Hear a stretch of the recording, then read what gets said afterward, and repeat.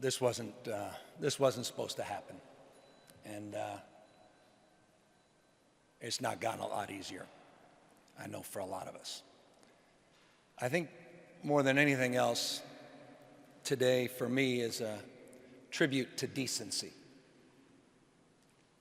The quiet contradiction, right, of Ed Lee, this person that was beloved, but in so many ways underappreciated, whose charisma was kindness,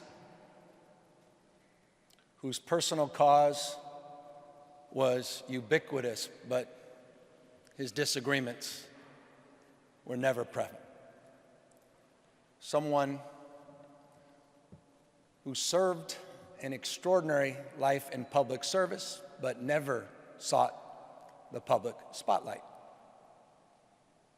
Someone that was uncool in some ways, but had friends like Willie Mays and Joe Montana, about the coolest people on earth. His was a legacy of humility. That's a word we don't hear a lot in public life, humility.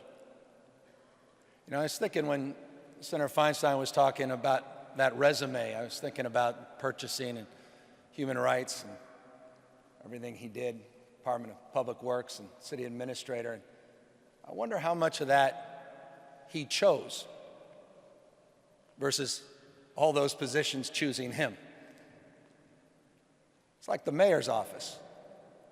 That office was presented along the way of his path. In some ways, he never sought it. It chose him. A man of remarkable character, a decent and honorable person, someone whose legacy is hard to follow.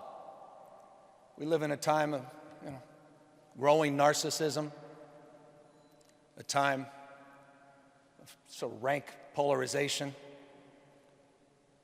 under-moralization, and then there was Ed Lee. Decent, honorable, humble human being who always wanted to do the right thing, who never wanted to take other folks down.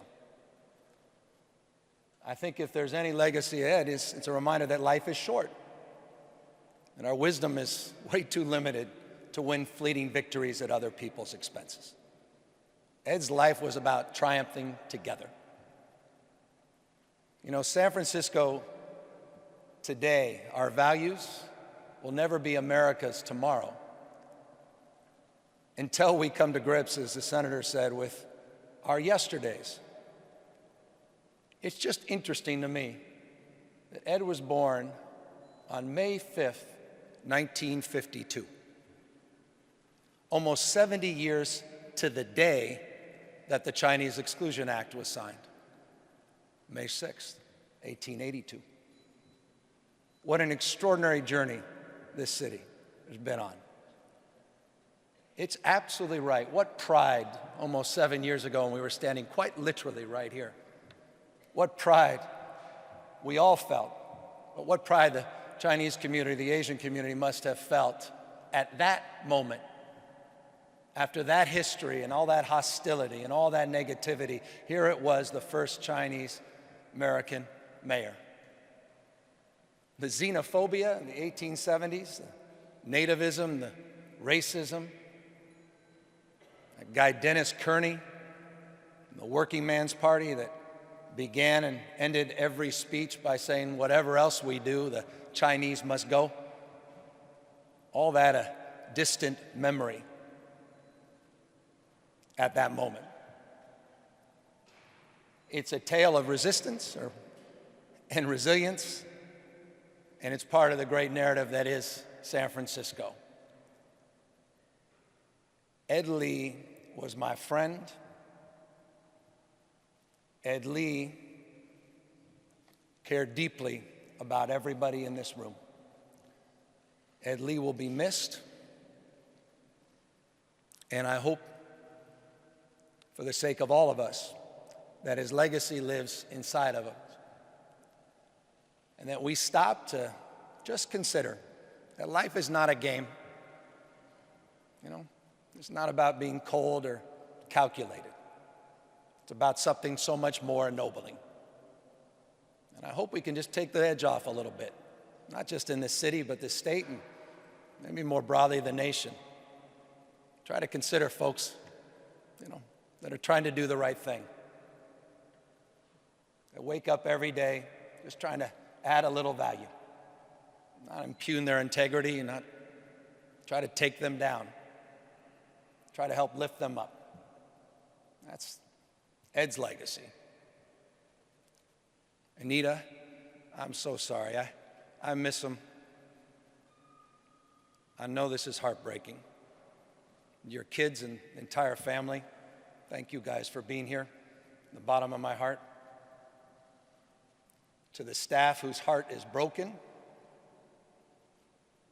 to Steve Kava and Jason, to his best friend in the world, Mohammed, to the staff that is trying to reconcile this, we got your back. You're not on your own. You're part of his family. You're part of this city's family. And to the people of this city, we thank you for your support. We thank you for having Ed Lee's back. And as we move forward, thank you for having in your heart and mind Ed Lee's legacy.